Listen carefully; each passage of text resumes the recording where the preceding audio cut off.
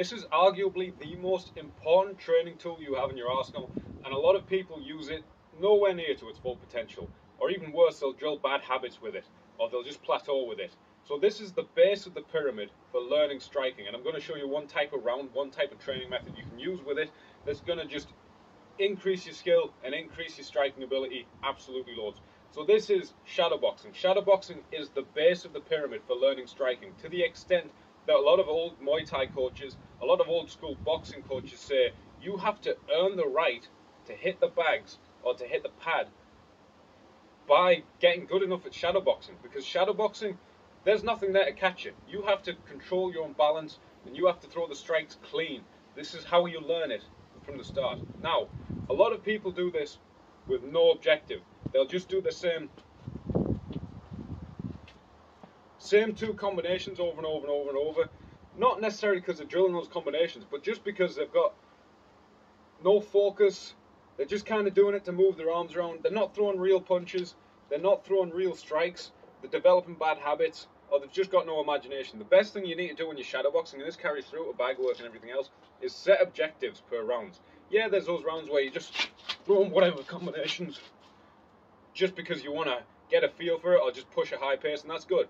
But if we want to improve over time, we need to set objectives in the rounds. So this is probably one of the most important things in my career in terms of training tools. That's upped my percentage of finishes, upped my knockouts, and up my my body shot kills especially, and up my boxing game in general, is lead hand only rounds. It's the lead hand. The person who uses it tends to be in the lead.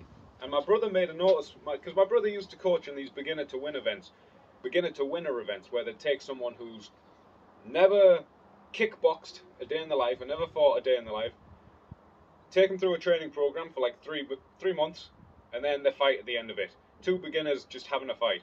And he noticed that people who use their left hook more, their left hand more, would win almost all the time, especially in close stance matchups, orthodox to orthodox.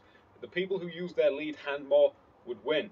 People have the tendency to throw the backhand, but the people who use their lead hand would get to the target quicker, and there'd be that opening, because people are throwing the backhand, they leave themselves open, and they get hit with the left hand. Or they'd be setting up their work better. They'd be jabbing inside, setting up their work better, so when they do throw the backhand, it's more effective. So I'm going to show you lead hand only rounds. So what we can do is we can feint, always putting feints in between, and then we're going to use our lead hand. We can lead with the jab, we can start to double jab, those longer strikes, we can double jab in to throwing multiple side combinations. Boom. Multiple shots, boom, boom, boom, boom, boom, off the same side. This is really good for a number of reasons.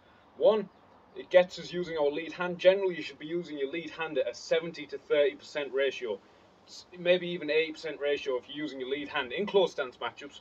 Obviously, it changes when it's opposite stance. That right hand leads up against the southpaw. But even then, it's good in opposite stance. Gets us using our lead hand. Boom.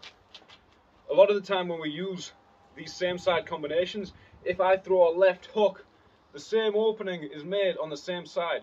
So I don't generally, if I throw a left hook, they can keep their other hand up and then block the right straight. But if I throw a left hook to the head, that brings the arm up. And if I can do this quickly, boom, boom, I can dig to the body, hit the opening. The classic body hook brings that elbow down and makes space, boom, boom, for the uppercut to fit through. Plus, it's a really good test of balance. So many people, I say this all the time, beginners tend to do this. If you tell them to double jab, they go on one leg, the head comes forward.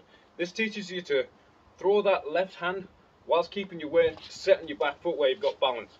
Boom, boom, boom, boom, boom, boom, boom, boom, boom, boom.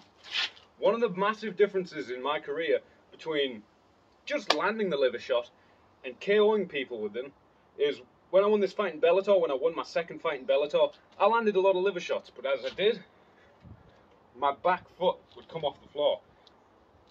Now, fast forward to me getting body shot finishes, the main difference is I can keep my back foot on the floor.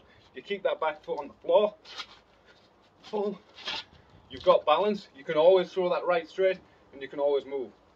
If we're talking kickboxing and Muay Thai, you can extend this round as well to bring the lead leg in.